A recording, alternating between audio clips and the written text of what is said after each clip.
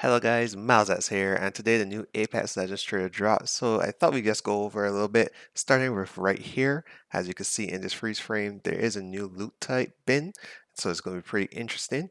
Up next, we have some map changes. We will go over that later on in the video, where Capital City has been split into two, so you go over that. As you can see, there's a lava fissure there and the destruction. Also, what they've included is what we call weapon racks. Now, these are guaranteed weapon drops, so if you can find one of these, you're guaranteed to find weapons. Also, as you see here, we have Hammond Robotics' new planet harvester. It's currently harvesting the planet. It is located at the center of the map, but we'll go over more of that later on in the video as we go over the map the details in the blog post posted by Respawn. Now, here we have a picture of Crypto of his new skin. This will be probably a rare skin, but that's pretty dope. As we get into the actual gameplay trailer right now, and we have our long-awaited legend, Revenant. Everyone's been waiting for him, so let's see what he has to offer. Sliding into action, here we go. Revenant on the move, he claims a caustic, boom, headshot, claim his second kill. Welcome to the games, the Apex Legend games. New battle pass, here we have uh, Wraith with the flatline new skin, the legendary skins. That's pretty awesome. And then we have Lifeline with an alternator skin. It looks like a rare skin to me. So looking forward to that. As well, we have Watson with a R301 skin as well as her Cyberpunk skin. Definitely will be picking that up, but don't be fooled, guys. I know everyone was expecting that gun to be the Vault, but it is a R301. So, sorry to burst your bubbles. Here we have Revenant with his Death Totem. That is his ultimate. Basically, this is going to turn everyone into a shadow, basically like the shadows event, and he has a grenade which looks like it has an area of effect. So there we go. Boom. Claims it's building at like the shadows. He can claim higher than everyone else. There is his finisher, and good night, Mer.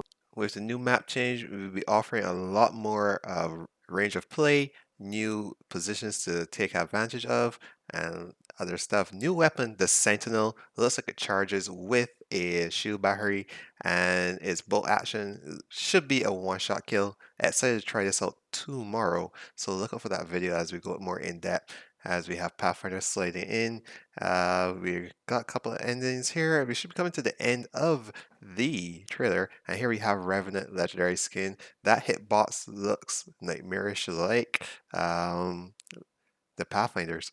So there we are at the end of the trailer. Okay, and here we have the season 4 map updates explained. Blog post posted by Jason McCarr, the design director on Apex Legends, with the Apex Legends season 4 simulation. Okay, so here we go. So our main goal of our map update on the design site is to get players to make new decisions. By the end of season, you probably have your favorite spot or spots to land. You might prefer to rotate out of your drop location in a certain direction, which in turns make a lot of your games feel similar as the season progresses. Our goal as designers is to offer new ways for you to approach the game, and in this case, a map so that each drop rotation and gunfight feels as fresh as possible. Here are a few things we're doing for season 4 to hopefully help achieve that. So here we go. Here is the overall map. As you can see, on the left is what we currently have, and on the right is what it will be changing to. So slider to the right. Okay, so this is the map as we know it, and this is what we'll be having. Remember when I said there was a planet harvester in the center of the map? So the planet harvester is the item in the center of the map. It'll be easier to locate the center of the map also because the beam that it emits can be seen in all directions all over the map. So it's easier to know where the center of the map and have a better sense of direction. So the planet harvester, as you draw into World's Edge, you immediately see the planet harvester, which Hammond and robotics are using to gather precious metals from the core of the planet for reasons unknown. The red beam can be seen from the entire island, giving players a better sense of directionality and understanding of the center of the map. Anyone who has played Season 3 of World's Edge know that field depot can be scary, especially in late game because the POI is the center of the map. Changing this location gives players more opportunity to experience the new content more often. With its large multi-level design, the Planet Harvester is unlike anything else on World's Edge and brings exciting new gameplay options to the game. Fights are largely self-contained squads. Will tend to enter the fight through the long hallways that lead to the center of the structure. This will make third parties a little more predictable and hopefully easier to defend against. Yes, as we all know, third parties were the bane of the existence in World's Edge. It was so easy to get third party because they could come from any direction. Considering the unstable volcanic nature of World's Edge, it's no surprise that the planet Harvester has caused giant lava filled faults to rupture, splitting Capital City in two.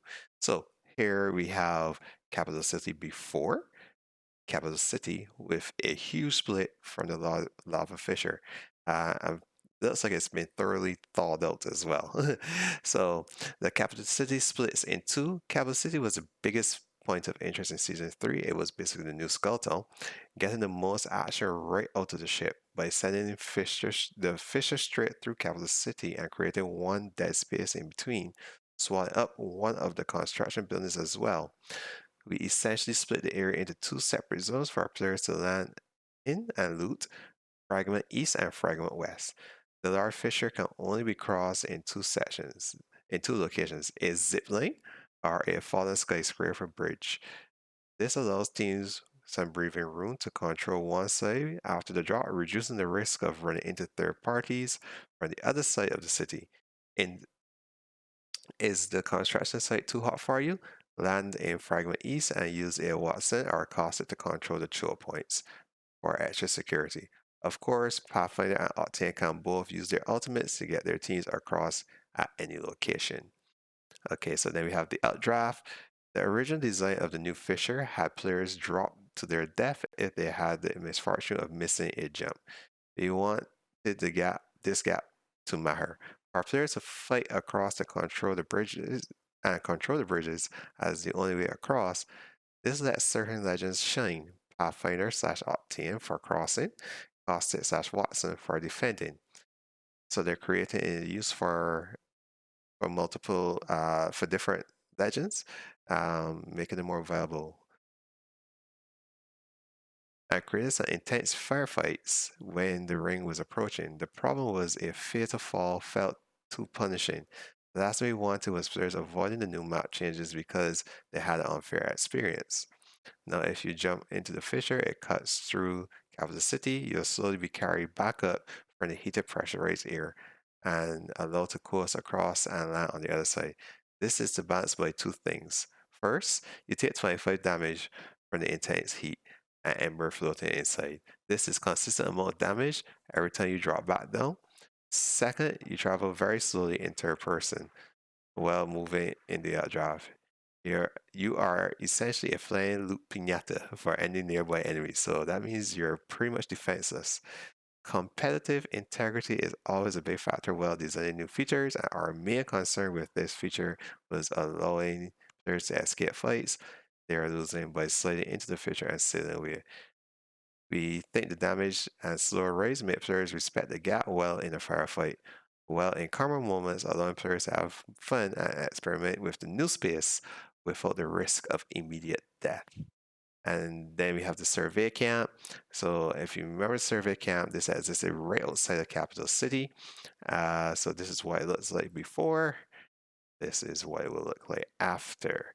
And this is a new point of interest in the snowy fields between Epicenter and Skyhook. This is another camp created to relieve the pressure of locations like Capital City, Refinery, and Epicenter. It also creates some potential new rotations, like moving through the train tunnel to get to Skyhook. Because this is a small POA, we wanted to give a little more of a draw, and this is the reason we created this. Also, guys, I want to draw your attention to this weapons rack. Remember, I mentioned weapons rack in the beginning, and I always said I always wonder if the Sentinel would have been uh, basically a care package weapon. And as we can see, but it's on the loot rack. Yes, the first weapon you see here is the Sentinel. It means that is a regular drop. So that answers my questions. Okay, guys, thank you so much for watching the video. This brings us to the end. I hope you find this very information very useful. And also remember, guys, I do stream on Twitch every Monday, Tuesday, Wednesday, Saturdays, and Sundays. Link will be in the description down below. I hope you guys do pass through. So feel free to catch me live, and also feel free to drop a comment. Tell me what you think. Don't forget to thumbs up and subscribe to the channel, and turn on those notifications to know when next we post another video. Thank you so much for watching, guys. Have a good one. I will see you in the next one.